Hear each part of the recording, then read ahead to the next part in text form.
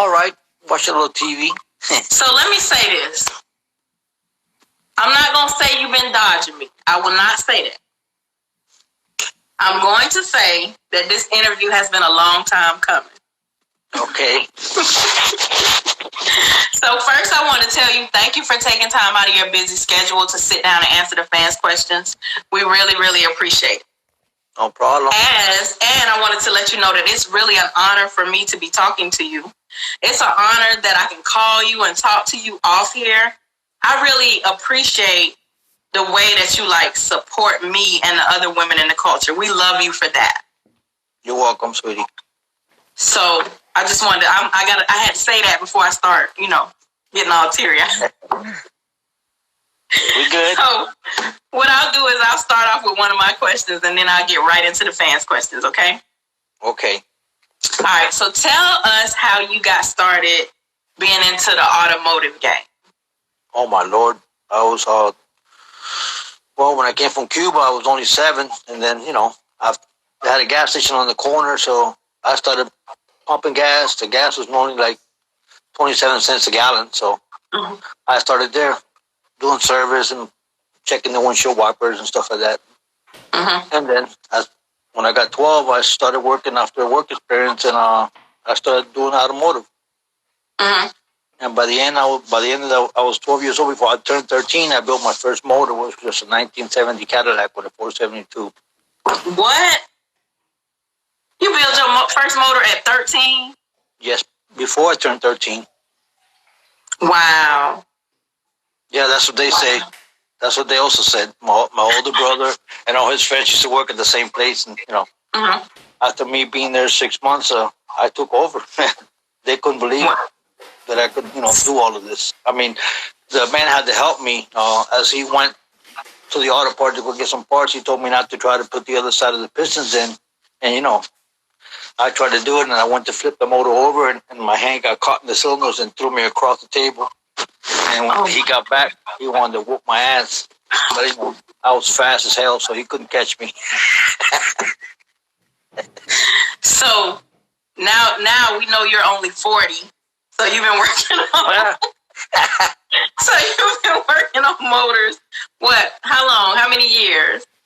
Oh, I lost count. So we'll go ahead and get right into the fans' questions.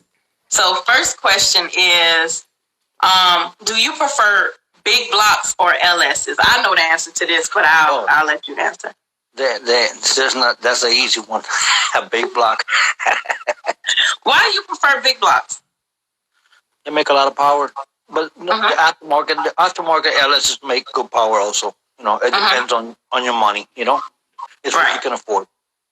Right. They make you got your stock LS that comes in the vehicles, and then you got your aftermarket LS. But you prefer big blocks. Yeah. Well, what you think about these LSs that been whooping up on these big blocks, though? I don't know. I think they just slipping.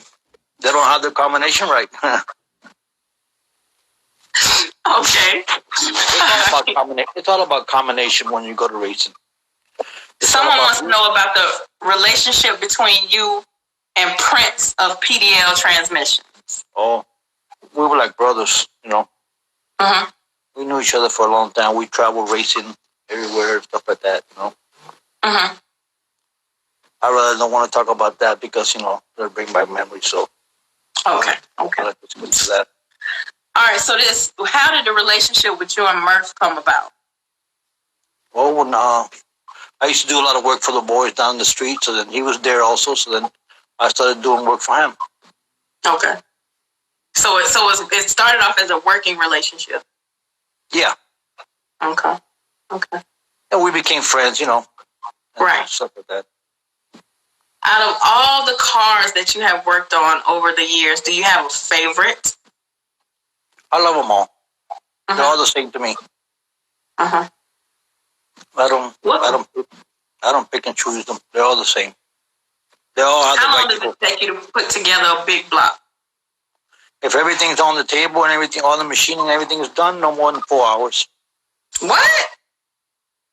Yeah. 4 hours? Yeah. If everything is done and everything's on the table, it doesn't take no more than 4 hours. Mm-hmm. So what do you think about these people that is taking them forever to get their cars from the shops? It depends what all they do. A whole bunch of different stuff, you know.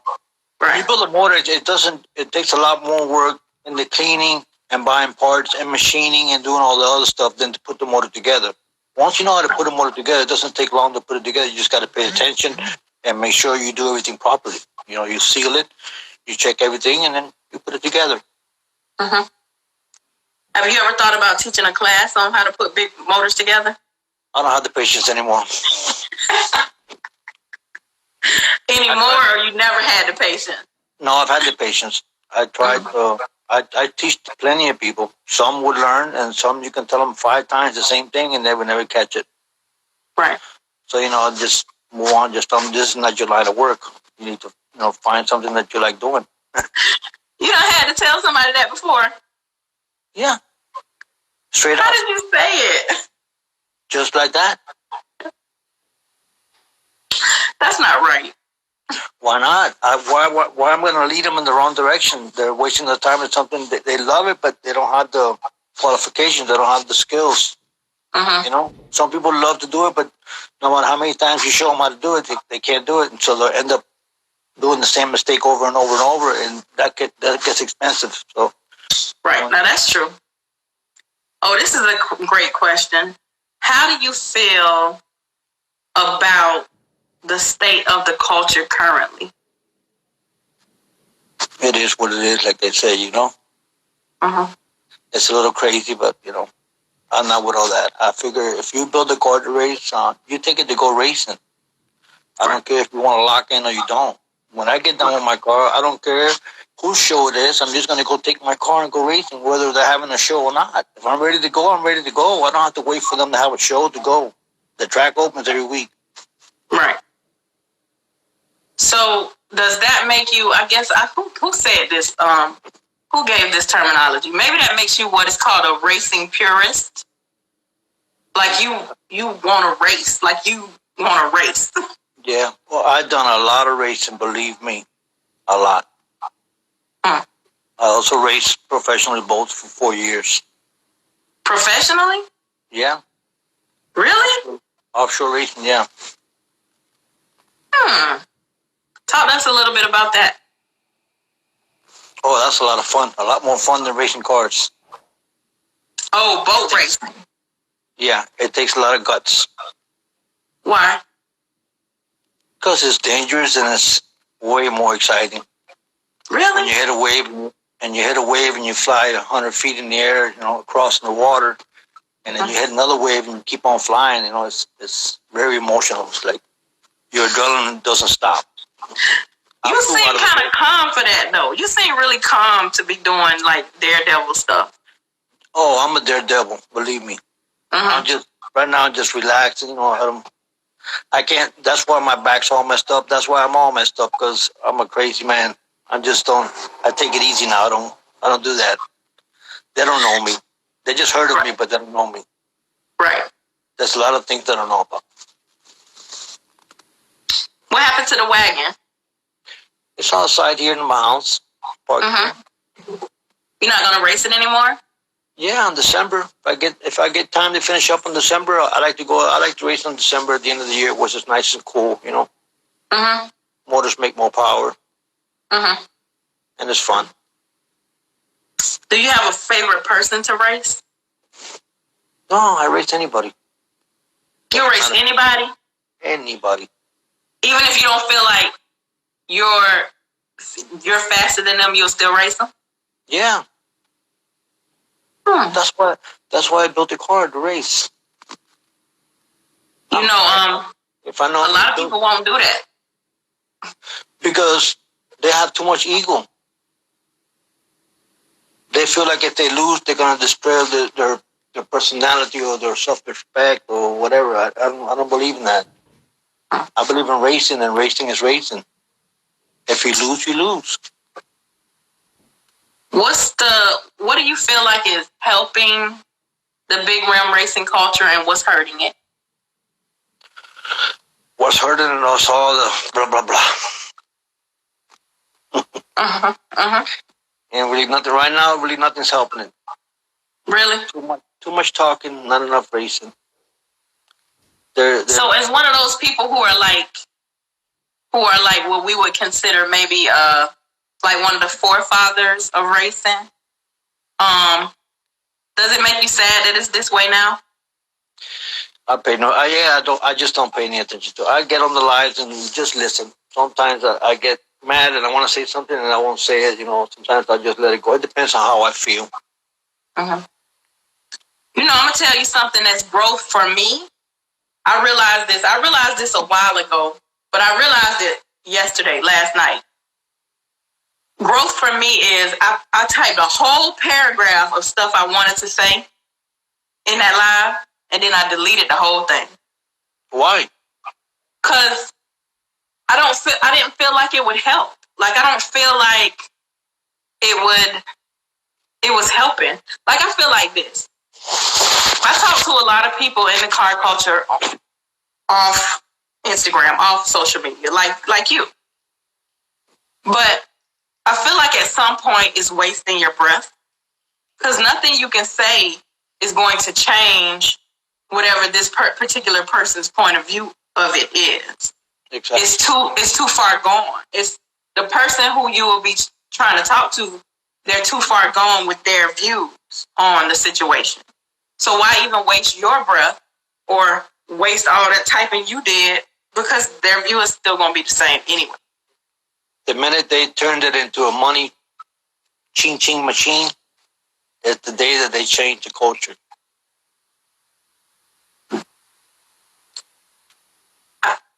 I would say my point of view is I feel like evolution is wanting to make money. But what will you do to make money? You see what I'm saying? If you're going to tell your fans you're going to do something, do it. Don't just say it, and then when everybody gets to the track, it's not what you said. Right. Because they can't agree on the betting and stuff like that, because they want to take it so far, Right. They want to lock in all these races because this certain amount of money. Do it at the track. Keep it off this right here, Right. They don't understand. They'll get it one day. Right. Do you think they'll, when they do get it, it'll be too late? Can you give me eye drops, regular eye drops? What do you want? Regular eye drops. I got some lighting in the car. I got some. See if your mom wants to give you this. Okay. All right. Thank you. Say it again. I said, do you think when they do get it, it'll be too late? It'll never be too late. It'll always keep on running. It's just like the sun. It's always going to come out. It'll just be different. They're just altering it right now, but everything will always go back to place sooner or later, Do you think the direction is in a positive direction? Right now? I don't know. I'm just sitting back and watching right now. We'll see. Time will tell. You're a man after my own heart. I just sit back and watch sometimes. I watch until I can't stand to listen anymore, or until I can't stand to watch anymore. I'm like how you say you were. I watch until I get mad or upset, and then I'm like, you know what? I just click off. I just click off and go do something else, because I can only take so much garbage into the ears before I get deaf. It's like, I feel like it should be fun, right? Exactly. But I don't know if it's fun. As a fan, I'm a fan. So you're a racer, and you work, and you're a shop. But as a fan, for me, I have had times when it was extra fun, but I can't say for the most part a lot of this is fun for me. It's just they're having problems with betting the money. I mean, you don't have to bet so much. If you bet just 5, 1,500, whatever, they say 2,500. You have more races. Now, when you want to race for this certain amount of money, now it comes a problem. That's where the problems come in, you know? Because then now you're hurt. Now you didn't just lose, but you lost a certain amount of money that you could take home to do something you want to do with it. And now you lost it because you ran your mouth and you're saying you this and you that, and then here comes somebody else, and anything happens at racing. You can break the throttle, the car can spin, anything can happen. You can have a fast car, but anything can happen to that car, and it doesn't mean that it's going to go fast every time you go down the track. Anything can happen. Right. And and that's just the way it is. So it's a gamble. Well, to play devil's advocate, they say the reason that they don't really want to race for a little bit of money is because of all the money they have in the cars. Well, then don't bet at all. Right. I mean, we used to race for a lot of money, but we didn't used to make that much noise about it, you know. But why? I think this Wi-Fi is messing up a little bit. I can see you clearly. Okay. Oh, so that's the difference. Like, okay, so I think the difference in back then and now is you guys, it wasn't, the internet wasn't the way it is. So everybody... There was nothing like that. There was no internet when we were racing. Right. We just raced, we go to the track, and we bet there at the track, you know, and we talk and bullshit, and then we race. Right.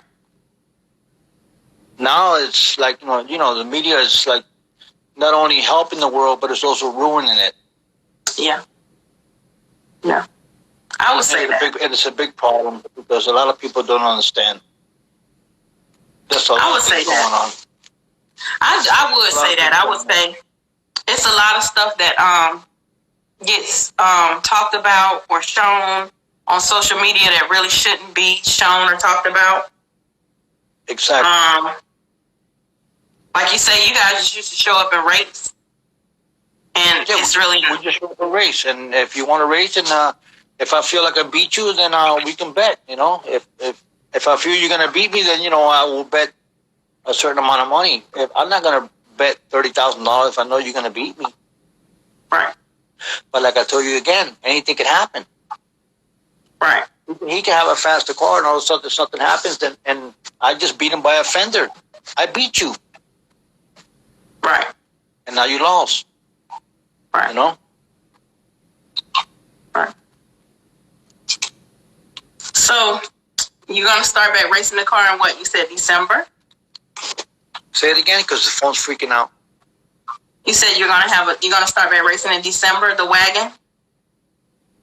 In December, yeah, I should be done by December. I want to have a little fun.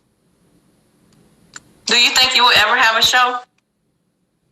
I'll race in the track? No, I don't really care for that. Why? Because everybody else is doing it, just let them do it. You know? Okay. So you just gonna stay out of the way? Yeah, I'm not into that. I make my money elsewhere. You know? Right. I don't need all the confusion and all that other. Like I told you, my patience is not as good anymore.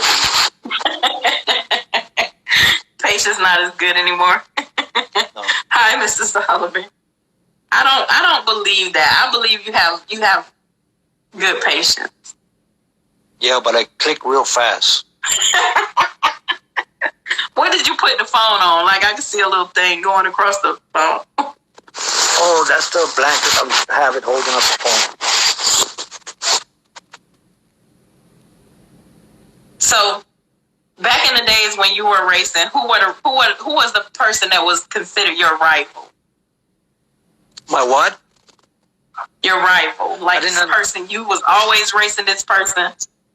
They beat you, you beat them. Oh, when we were younger, when we started racing, in the 70s, there was a lot of kids that, they always wanted to beat us, so they always would try. And I seen them over the years change, and we'll always beat them. And, they never, and at the end of the day, they ended up having 8-second cars, and they still couldn't beat us because, we kept progressing. They finally. You trying to say you just faster? Huh? You trying to say you was just faster than them people? Yep. I have more. You was always fast? Always ran fast. I think you exaggerating, Alex. No. My first car that I took to the track was what was it? A 71 Demon, and I had a 340. And on street tires, I won at $13.99. That was back in the 70s, you know. Wow. That was my first car that was on the factory rear end with these old tires that, you know, they just spin a lot, you know. Just a little cam and then take some headers, and that was it. What made you go with a wagon? Because it can put the power down to the ground a lot better than the regular dumps can. The weight transfer is a lot better. You know, a lot of people, you know, they build these, like the boats, you know. You think just because the boat is lighter, it's going to go faster. Well, you have a problem there, you know. You can easily flip the boat and get hurt. Right. Now, when the boat is heavier, you need a little bit more power, but now the boat gets to go a lot faster and a lot safer. Like when I drive the wagon, it just feels like I'm driving a regular car down the track. I can't stop it when I get back over there, but, you know. You say you can't stop it when you get... When I pass that fucking thing, I can't stop that. And I'm on the brakes. Really? I gotta always stop and put in reverse and back up, or I have to go to the next exit. That thing is heavy. When that thing gets going, you're not gonna stop that quick. Right. But it's real stable, really stable. It doesn't. Do you have any plans to build anything else anytime soon? So we got the G body. Just, you know, right now, like I told you, I lost a lot of interest in it, you know, because I've seen it's not really that much fun anymore. Not like when we used to go racing. My God, we used to go down the track so many times, it's not even funny. You know, we used to call it Poor Boy Racing Team, and one day we show up to the track and we have like 5 trailers, 7 cars, and this guy comes up and says, "There's nothing cheap about this damn team," you know.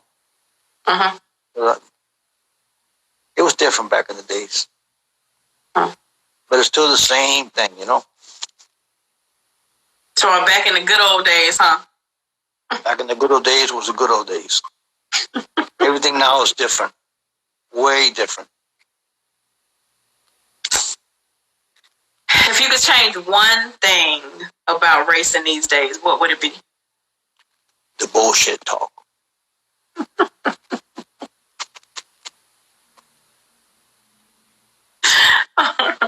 I'm with you on that one. They need to really keep it 100, you know. Right. I'm definitely with you on that one. Hold on, this guy. I have to make a now. Now, you can hear me now? Yeah, I can always hear you. I can see you and hear you good. Okay, no, because every now and then you freeze and the little circle comes down in the middle of the phone. It's like the Wi-Fi or whatever's not working too good. It's okay. Just leave it. We're good. Okay. So if you could tell your fans or followers or supporters anything about you, what would you want them to know? I'm a crazy motherfucker. Not that, Alex. You don't want to tell them that.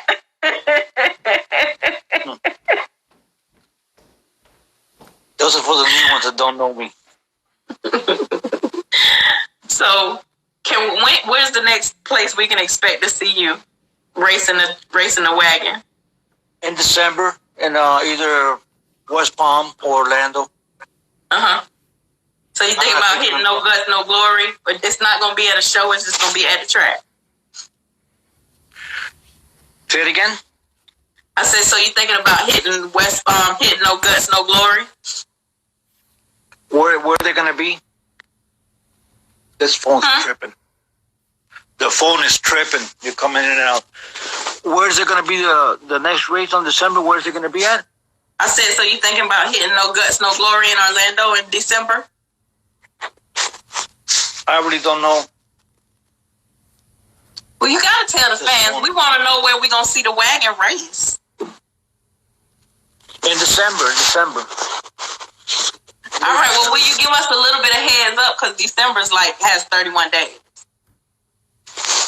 Somewhere after the 20-something, after Christmas.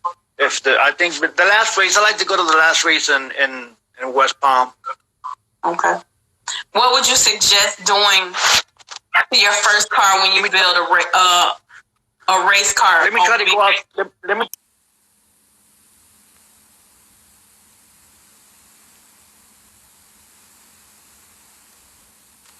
Let's see if it's any better. It wasn't bad for us. It wasn't bad for us in the first place. No, for me it's terrible because I can't hear you. It'll say and then you freeze. The next thing I see your head this way. You know, I can't hear what you're asking me. So that makes it hard. Can you hear me now? Well, it's perfect now again. All right. What would you suggest doing first when building a race car or big rim car? Say it again, sweetie. What would you suggest doing first when you build a race car or a big rim car?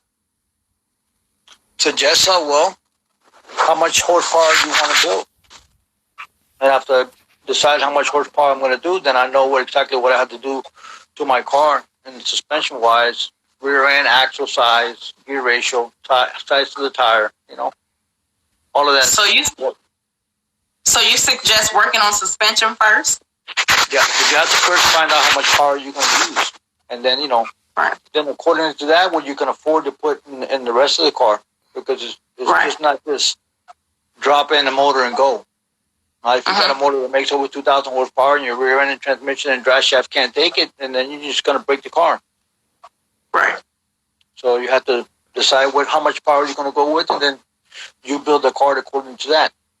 Then you got to calculate the weight, the RPM ratio of the motor, how far the distance you're going to drive the car, so you can gear the car and put the right tires on the car. And that's how you build a car. You just, I'm going to go with 410s, or I'm going to go with this. No, that's not how it works. It's mathematics. 2 and 2 is 4. Do you prefer slicks or hard tires? No, I prefer slicks. I'm not going to waste my time trying to put a hard tire in a car that got so much horsepower, because then I can't even use it. So why am I going to put a motor that's got over 2,000 horsepower to try to put down on a regular tire that I can't use my motor for? So slicks. Oh, yeah. So you stay on slicks. I want to be able to feel the power that I put into the car. I don't want to have to get off the gas. I don't like to get off the gas. I never do anyway. You never get off the gas? I can be on the side of the road and I'm still giving it. Sometimes if you get off the gas, you can just find yourself in trouble, flipping the car or hurting somebody else. Mm-hmm. After years of experience of driving, you learn that. A lot of guys don't have experience. Like I saw the little truck get flipped over the other side the other day on the street. That's because he doesn't have any experience at all. Mm-hmm. I mean, all he did was take off, and when he left the car, he twisted the car, and the car just flipped over. If he would have gave it gas, none of that would have happened. Right. He just panicked. What do you think about the slicks for big rims? Oh, I love it. They saw those. I seen this guy. He makes the slicks for those cars for the big rims. Uh-huh. What's his name again? I forget right now. Black Flag. Yeah, Black Flag. I remember when he first started making. Uh-huh. That was a good deal. Some Alex, guys have the money to spend on this. Some guys have the money to spend and have all this stuff. A lot of people don't. So right. I can make the power is not a problem for me making it. It's affording the rest of the stuff that goes along with it. Right. You understand? Making the power out of the motor is not a problem for me. That's like a walk in the park. I don't have to call such and such. So, hey, can you build me a motor? No, I am the builder. See, you got an unfair advantage over somebody like me because you can build your own motor. I got to get somebody to build my motor. way big advantage. Don't be cocky, Alex. Don't be cocky. No, that's what they don't understand. See, that's the advantage I have. The only advantage they have against me is that they got the money to do it real quick.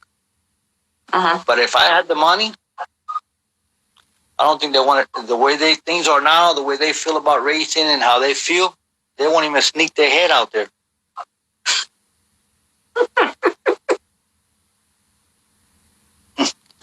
So you think there might be an intimidation thing? Oh yeah. See, before everybody used to line up and race. You understand? If you got a car, you go to the track, you line up. You got lines for street or whatever class you're in. You line up, and you got to race whoever's lined up next to you. It's not choose and pick. You understand? And so you know what they used to do? They used to go down the line and count the cars. Oh, he's on number 5th. Hey, can you get in front of me? And then they move out because they don't want to race against you because they know they're not going to win. Even then, people don't like to lose.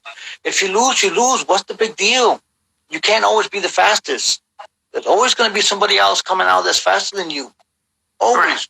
That's what the competition is. There's always people breaking records all the time. That's just the way it is. That's what the sport is. But then at the end of the day, can't you drive? Can you drive that you built? Right. Do you have what it takes to put the pedal down to the metal? Will you freak out? Are you going to get nervous? Are you going to panic? Are you going to hurt the other competitor next to you? Because now you're into something you're panicking. You can either hurt the other person or hurt yourself or run into the crowd. I've seen a lot. Like especially when you do the burnouts and the people shouldn't be around the cars because you don't know what could happen. Right. I've seen people put the car in reverse. Look what happened to me the day I put the slicks on. My drive shaft broke from the back of the transmission and pieces came out flying. They're lucky they didn't get hit. They hit the wall, put a hole in the wall. But if that piece of drive shaft would have hit you in the leg, it would have put a hole in your leg. Right. I know they get excited and they want to look, but it's also dangerous. I mean, it's dangerous. I've seen a lot. I've seen cars make a U-turn right on the takeoff. Go pick it up. That's why you know where I be, right up in the stands. I'm up in the stands. And you can also get hurt up there too. Yeah. How do you feel about people who build cars but they don't drive their own car? Oh well, those are the guys that just sit in the porch and watch the race. There's no way in hell I'm going to build a car and I'm going to have somebody drive it for me. It doesn't work for me. They just like to be in the racing thing and just, oh yeah, I got the fastest car. Did you ever feel your car? Did you ever try to learn how to drive the car? It's not that hard. They just get nervous. They get scared. They love it. Like I told you, some people can do it, and you can teach them 5 or 6 times, and they can't get it, but they still want to do it. Those are the guys. They want to do it, but they can't do it. But they still, so they find a way. Okay, I'll build the car. You drive it for me. It's the same thing. They don't want to. Everybody don't want to go fast, Alex. Oh, I love to go fast. It's the rush. And when you go at a certain mile an hour, you're going like to a tunnel. Everything slows down, really slows down, really fast. And now you can actually move around the car, and you're wondering what the hell's going on. You said, "Damn, I did a poor pass." When you get your ticket, you said, "Damn." After you pass a certain mile an hour, things slow down. Right. As Sean said, it's like having a beautiful girlfriend or wife and letting another man have sex with her. Yeah, I'm not reading the comments because I'm not going to be. No, not in the comments. He said that during his interview. That question came up. Yeah, I'm not letting nobody drive my car. Just, I mean, if one of my friends wants to take write down my car, and I think they're qualified that they know how to drive a car, I would let them. Otherwise, I won't because they're just going to break my car. But I'm not going to build a car to have a person drive my car all the time. Right. I want to learn. If I have a car, I have to learn how to drive my car so I can enjoy what I spend my money on. Right. They shouldn't be scared. They should get in it. I mean, you don't have to run it all out. Just learn how to drive the car. Right. That's when I first got my license, my NHRA license. I was a driver. I don't have a problem driving. I used to get paid just to drive the cars when I used to go to the track back in the day. So you have to make your 60 footers, and then your 330s, and then the 8, and then the quarter, and then they have to sign every time to make sure they have to watch you race, and then to sign, and then give you your license. So you're qualified as a racer. You know, they know you're not going to have a problem and hurt somebody down the track because you know how to drive the car. Right. So you said when you got your NHRA license, did they train you to drive? No, they just watch you. Oh, so it's kind of like when you get your regular license. Yeah, but this is different. You know, they watch you. They see how you do the burnout, how you launch, how you set up your car, how you launch the car, how you control the car. They want to be able that you can control this car at this speed without hurting yourself or hurting somebody else. That's interesting. If they feel that you're not qualified, they will not sign that. You have to find you somebody else to sign. So how do you get those? You have to go to an NHRA track, or is that still a thing? You have to go to like a meeting, and then you ask the professional drivers that's got a license, and then you get the paperwork, you find it in, then you get them to sign. And if they know you and they know you how to drive, then you just do your business. They watch you and they say no problem. You're good, man. I don't even have to watch you drive. When you're driving a car that fast, do you ever think about how dangerous it is? Oh, I know how dangerous it is, but I don't put those thoughts in my mind. When I sit in the car, I don't see nothing, nobody. I just see me and the end of the track, and how I'm gonna get there without making no mistakes. I don't look around. Who's next to me? Who's leaving before me? And all that. I just got to pay attention to what I'm doing. I'm not worrying about the crowd. I block everything out. It's just me in the car now. Do you know your record? The fastest I've been, 762 at 178 on motor. What? And I had to let off because it got squirrely on the top end side. You said you was going 178? Yeah, 762 at 178. Was that in the wagon? No. No, not in the wagon. That's back in the day. Alex, you know, I could personally talk to you all day. But is there anything that we didn't cover that you want to talk about? No, we're good. Whatever you guys want to ask me, you can ask me. I so appreciate you making time because you was like, I work at night. I felt like you was dodging me, just to be honest. No, I told you this last week I haven't been feeling good, so I've been staying home. And this trip to Louisiana really messed me up. My God. Right. That was crazy. So you're just chilling now? Yeah, well, I'm going to go to work today. I just got up a little while ago. You know, I could literally talk to you all day. The first time I ever seen you in that wagon, I was like, look at this crazy old man. I remember Wendy, when I first met her, I met her there when I had the wagon, and she came up to me. You almost blew my damn eardrums out. I think I first seen you was that the first Fast and Flashy? Was it Fast and Flashy 1 or 2? The first time I took the car to the track, that was done in Georgia. But I seen you at Fast and Flashy, I think. Was it 1? Were you at 1 or 2? I think I took it like 3 times. I took it the first time when in Georgia. I remember that it was in Georgia. We almost got lost. We didn't have no service there, so even the GPS quit working and everything. If it wasn't for I seen this guy that was going to make a left, we were right there already. And the GPS told him to make a right. And that was going down some damn hill. I said, there's no way the track can be over here. So I seen this guy on the little truck and I asked him, hey, do you know where the track is at? He goes, yeah, it's over here. Follow me to the left. And then we follow him and back up, and then we found it. See, the phone is starting to trip again. It's okay. We're almost done. So just hold on for a couple more seconds and we're going to be done, I promise. So this is the thing. I want to say people could take a page out of your book in the way that they conduct themselves in this part. Let me get out and get back in again so it'll start working again, because this thing is terrible. Okay. You can hear me now? No. Yeah, it's coming in and out again. Let me see if I get closer to this damn box. I don't know. It's tripping.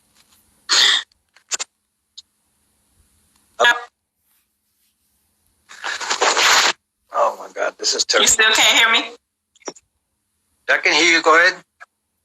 Okay, so I'm going to try this for the third time. I was saying that a lot more people can take a page from your book in the way that they conduct themselves in this car culture. Damn it. This phone's really acting crazy. Can you hear me now? Oh my God, this is terrible. You still can't hear me? I can hear you. Go ahead. Okay, so I'm going to try this for the third time. I was saying that a lot more people can take a page from your book in the way that they conduct themselves in this car culture. Damn it. This phone's really acting crazy. Hear me? Oh, this phone. It's just the Wi-Fi's acting up crazy. The internet's been out of the house for a while. Thank you. So you still can't hear me? It's cutting out bad.